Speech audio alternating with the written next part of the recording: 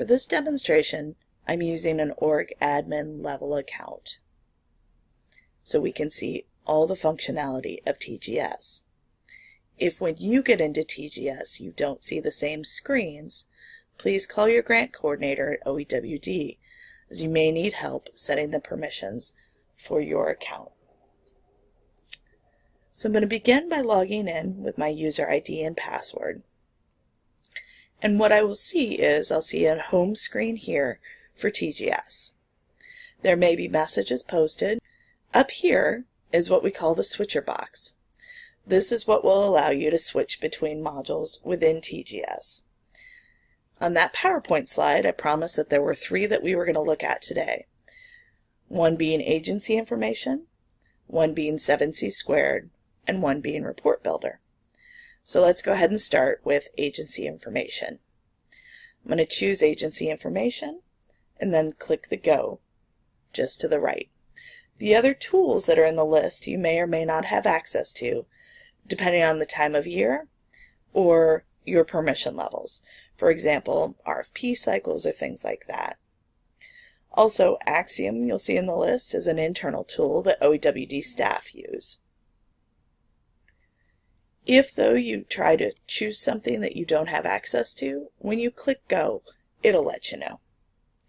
So again, let's go ahead and start here with our agency information, and we're going to click Go right next to it to load that screen. The first time you log onto the system, you may need to complete several areas of the agency information screen. You can see at the top here there are 3 main tabs, and under each there are additional areas. I'd encourage you to review the information in each of these tabs and each of the sub areas and keep it updated. For the purposes of this training, though, we're going to focus on adding and editing users, which is under the General tab. Right here I'm going to flip now between the live system and a Word document so that we don't actually put anyone's login credentials on the screen. So, what I would normally do is go to Agency Users here, and what will happen is then the screen would refresh and drop me into this area in the system. Now you can see on each of the screens there's quite a bit of instruction on the screen itself. So to add users, I would simply scroll to the bottom of my user table, this may be really long, and click the Add User option here.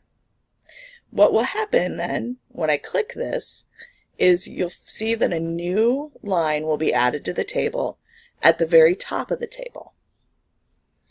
So again, you may need to scroll up if you have a very long user table. You're going to go ahead and complete the information, last name, first name, password, user level that you wish to select for that person, and their email address. You can change this user ID to whatever you want it to be. For example, for my staff, I set it to a combination of their first and last names, so it was a little easier for them to remember.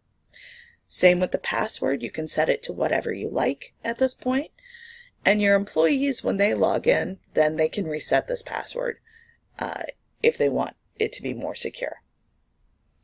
Once you've completed the information in this line, then you want to go ahead and click Update, and the table will save then that new user. Note though that the table will reorder into alphabetical order by last name when you click Update. So you will no longer see this new user at the top, nor will it be at the bottom likely, it'll be somewhere in the middle. To edit a user's information, maybe they forgot their password, you want to reset it, maybe you want to change a user's permission level so they can now enter information, or as they only had view-only permissions before. To edit them, find their name in the table, click the Edit to the left of their name on the same line that they're in, and what will happen is then that record will reopen just in the same way it did when we added the new one. So all the fields available for entry will open back up for you again. you can change what you need to, and then go ahead and click Update on that line again to save the changes for that user. You also have delete capabilities. We'd encourage you not to delete users though. Instead, we recommend to edit the user account for the user that no longer needs access, change their access level to read-only, and reset their password to something that only you know and they don't.